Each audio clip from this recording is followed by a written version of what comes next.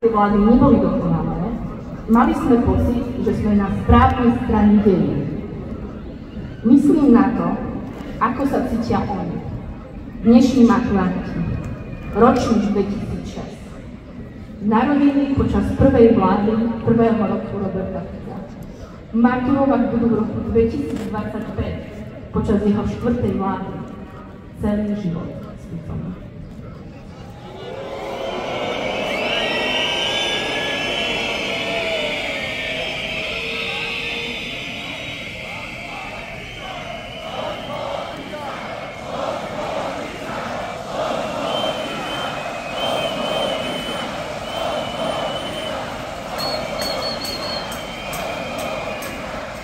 Želám im, a tak som si tak spísala pár vecí, ktoré želám im a vlastne želám aj sebe.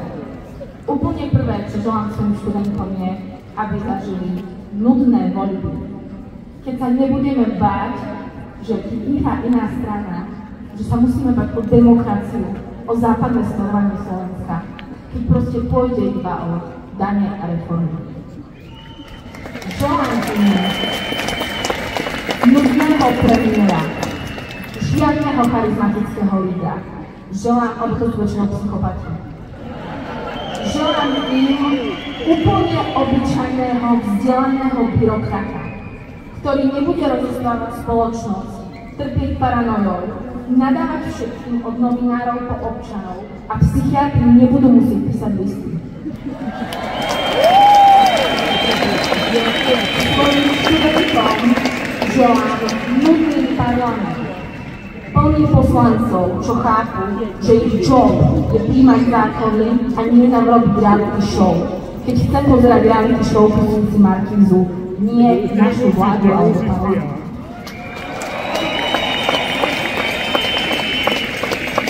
Mojim študentom želám aj nám, aby sme to zažili, nudnú vládu, plnú byrokratov, úradníkov, ktorých meno ani nebudem vedieť. Ja nechcem vedieť, ako sa volajú ministri. Budú proste robiť svoju prácu a školstvo a zdravotníctvo nebudú ich témou len pred voľbami.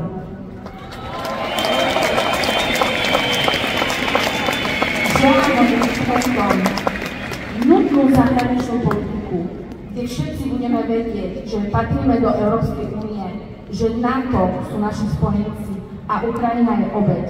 Nikto o tom nebude diskutovať a náš premiér si nebude podávať ruky s diktátorom.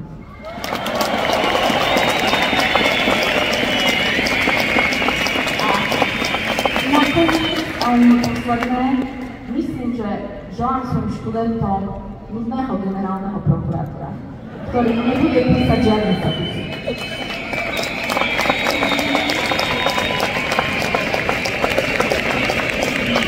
Želám svojim študentom, prajem nám všetkým, aby sme si volili politikov, ktorým 18-roční budú môcť podať ruku.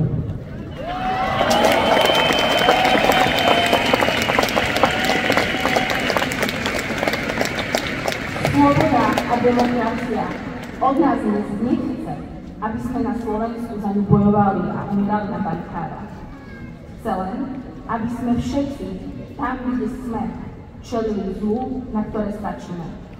Ja budem ďalej učiť deti o pravde a slobode. Budú chvíle, keď sa nám to bude zdať márne. Nevzdávajme sa však. Sloboda je čistá idea, čistá myšlienka, základ bytia. To, že nás má niekto potrebu kontrolovať, tá potreba kontroly je taká zúfalá, pretože je neprirodzená. Autoritárstvo si vyžaduje neustále úsilie, drogy sa, rozpada. Útlak je len maska strachu.